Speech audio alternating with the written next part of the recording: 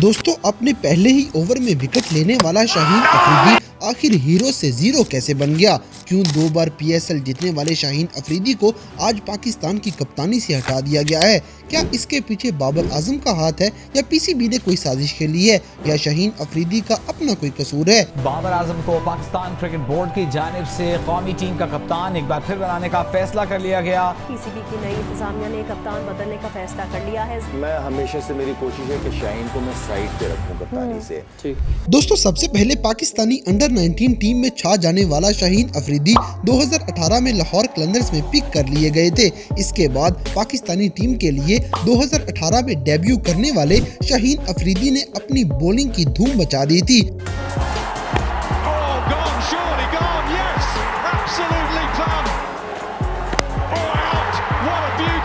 जब इन्होंने आते ही ऑस्ट्रेलिया के खिलाफ पहले मैच में ही 5 खिलाड़ी आउट कर दिए।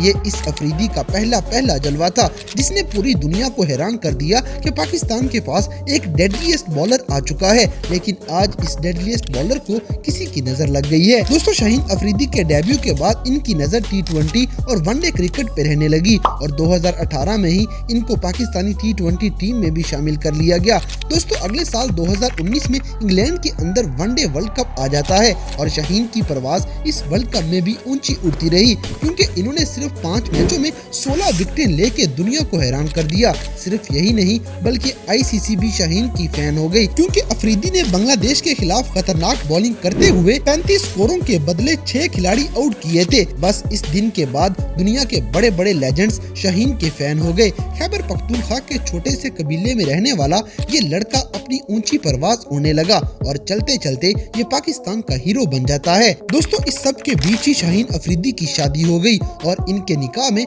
शाहिद अफरीदी की बेटी आ गई। बस यहीं से शाहीन अफरीदी का इम्तिहान शुरू हो जाता है क्योंकि एक तरफ बाबर आजम की कप्तानी और बाबर की दोस्ती, जबकि दूसरी तरफ इनके ससुर शाहिद अफरीदी की प्लानिंग और सबको इम्प्रेस करने के चक्कर में शाहीन के दिल में कप्तानी का ख्वाब जागने लगा क्योंकि शाहीन 2021 के T20 वर्ल्ड कप में इंडिया के खिलाफ ऐसी खतरनाक बॉलिंग करवा चुके थे कि पूरी दुनिया इनको नंबर 1 बॉलर मानना शुरू हो जाती है और अब इनके अंदर ये गरूर आने लगा था कि मैं भी कोई चीज हूँ। यहाँ से शाहीन अफरीदी का असली इम्तिहान शुरू हो जाता है। दोस्तों इसके साथ साथ शाहीन अफरीदी अच्छी परफॉर्मेंस की वजह से पाकिस्तानी T20 टीम के कप्तान भी बना दिए गए।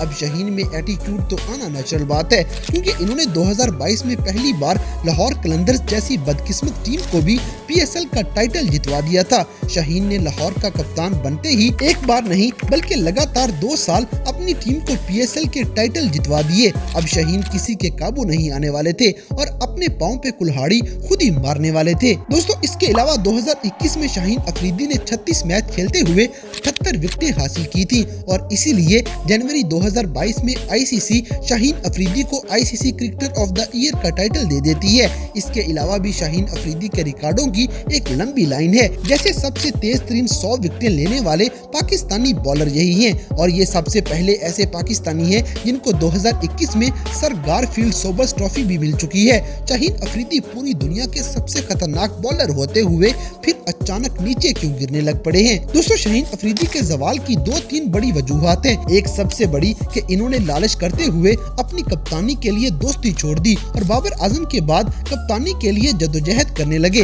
हालांकि इनको शाहिद अफरीदी ने मना भी किया था कप्तानी लेने से, लेकिन शाहीन अपनी परवाज में ऊंचा उड़ना चाह रहे थे। फिर एक वजह इनकी शादी भी है। जब से शाहीन की शादी हुई है तब से पता नहीं इनको दुनिया की नजरें ही खा गई हैं और इनका वो पहले ओवर में विकेट लेने वाला नशा अब वैसा नजर नहीं आता। दोस्तों शाहीन अफरीदी से पाकिस्तानी अवाम पहली बार तब मायूस हुई जब 2023 में इंडिया में होने वाले वर्ल्ड कप के अंदर शाहीन अफरीदी हर खिलाड़ी से मार खाते रहे।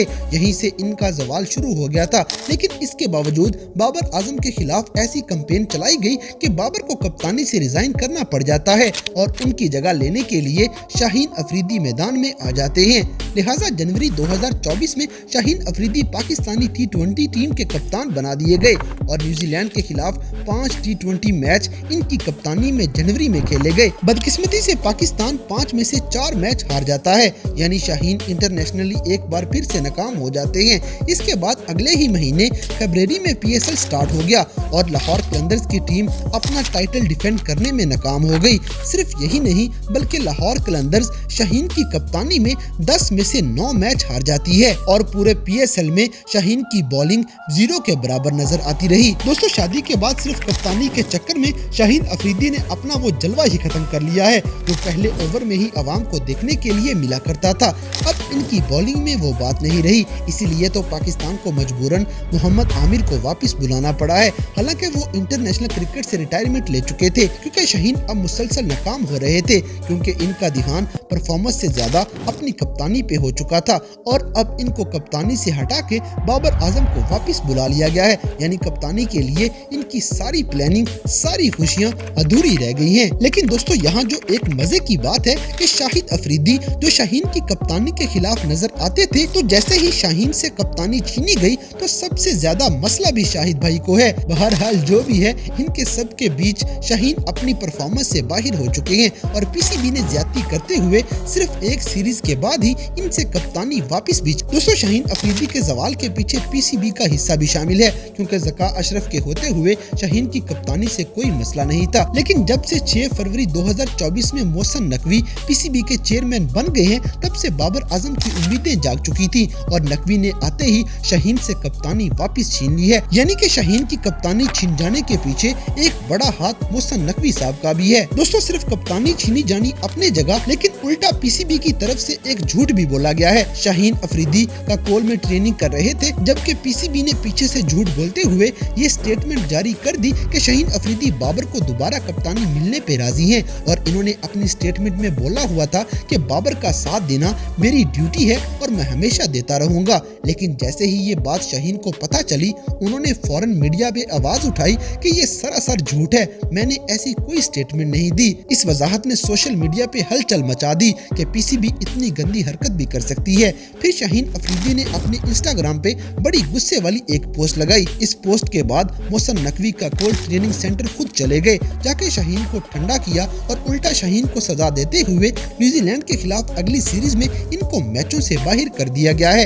यानी अफरीदी को हर तरफ से सजा मिल रही है। दोस्तों, इस वाक़े से ये तो साबित हो गया कि शाहीन को कप्तानी दिलवाना भी एक साजिश थी और इनसे कप्तानी वापस लेना भी एक साजिश और सियासी अमल दखल है। बहरहाल ये अपनी फॉर्म पहले ही खो चुके थे, अब कप्तानी भी खो चुके हैं और पाकिस्तान का ये उभरता हुआ सितारा आज अपने जवाल का शिकार हो गया है। शाहीन अफरीदी के फैंस के लिए अफरीदी की ये फॉर्म नाकाबिले बर्दाश्त है और अब उम्मीद करते हैं कि शाहीन एक बार फिर से अपनी फॉर्म में वापस आके सारे हेटर्स का मुंह बंद करवाएंगे।